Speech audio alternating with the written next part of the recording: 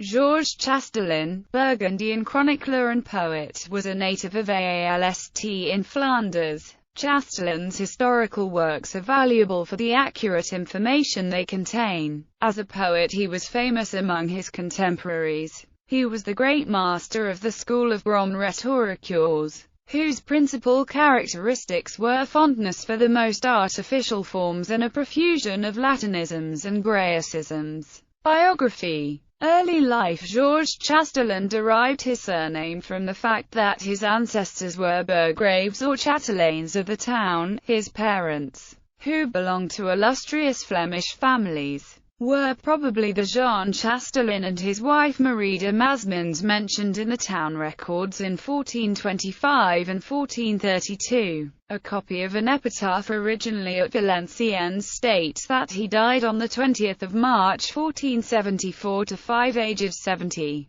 But since he states that he was so young a child in 1430 that he could not recollect the details of events in that year, and since he was an écolier at Louvain in 1430, his birth may probably be placed nearer 1415 than 1405. He saw active service in the Anglo-French Wars and probably elsewhere, winning the surname of l'Adventureux. In 1434 he received a gift from Philip the Good, Duke of Burgundy, for his military services, but on the conclusion of the Peace of Arras in the next year he abandoned soldiering for diplomacy. The next 10 years were spent in France, where he was connected with Georges de la Trémoille, and afterwards entered the household of Pierre de Béarn-Acute, at that time Seneschal of Poitou, by whom he was employed on missions to the Duke of Burgundy, in an attempt to establish better relations between Charles VII and the Duke.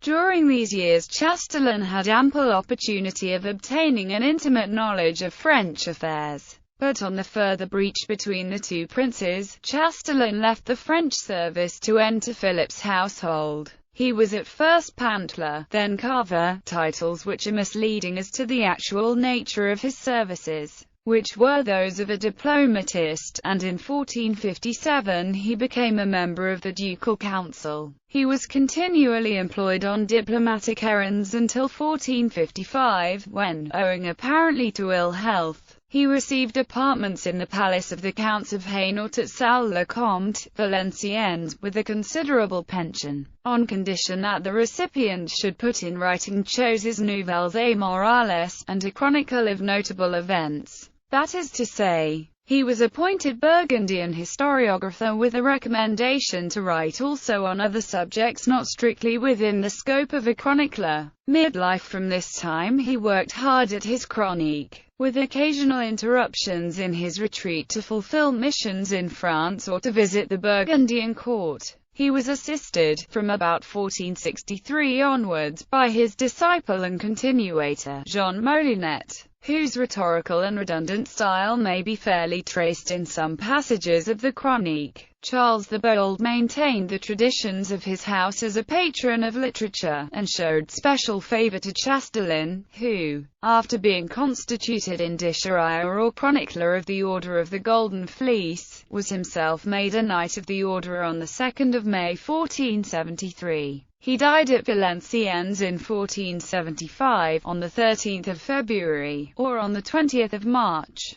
He left an illegitimate son, to whom was paid in 1524 120 livres for a copy of the Chronique intended for Charles V's sister Mary, Queen of Hungary. Only about one-third of the whole work, which extended from 1419 to 1474, is known to be in existence. But manuscripts carried by the Habsburgs to Vienna or Madrid may possibly yet be discovered. Among his contemporaries, Chastellain acquired a great reputation by his poems and occasional pieces now little considered. The unfinished state of his chronique at the time of his death, coupled with political considerations, may possibly account for the fact that it remained unprinted during the century that followed his death, and his historical work was only dust interred from the libraries of Arras, Paris and Brussels by the painstaking researches of Jean-Alexandre Bucquin in 1825.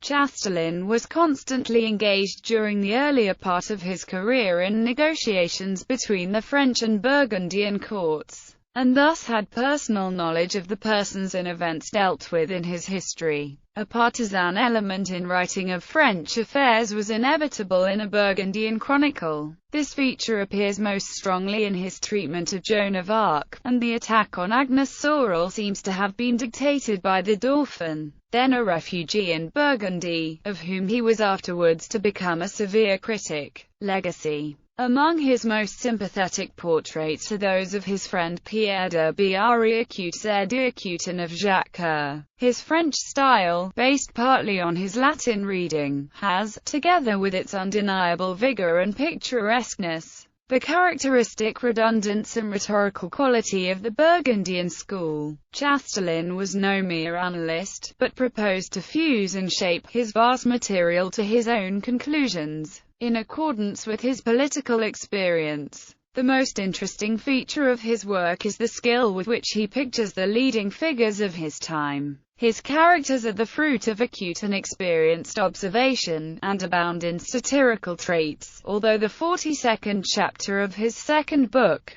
devoted expressly to portraiture, is headed Comment Georges Escrite mention les louanges vertueuses des princes de son temps. The known extant fragments of Chastellain's chroniques with his other works were edited by Kervin de Lettenhove for the Brussels Academy as L'œuvre de Georges Chastellain. This edition includes all that had been already published by Bucquin in his collection de Chroniques and Choix de Chroniques, and portions printed by Renard in his Thiariacute SOR National, Volume I, and by Quicherat in the Procès de la Pucelle, Volume IV. Kervin de Lettenhove's text includes the portions of the chronicle covering the period September 1419 to October 1422, January 1430 to December 1431, 1451 to 1452, July 1454 to October 1458, July 1461 to July 1463, and, with omissions, June 1467 to September 1470, and 3 volumes of minor pieces of considerable interest, especially Le Temple de Bacchus,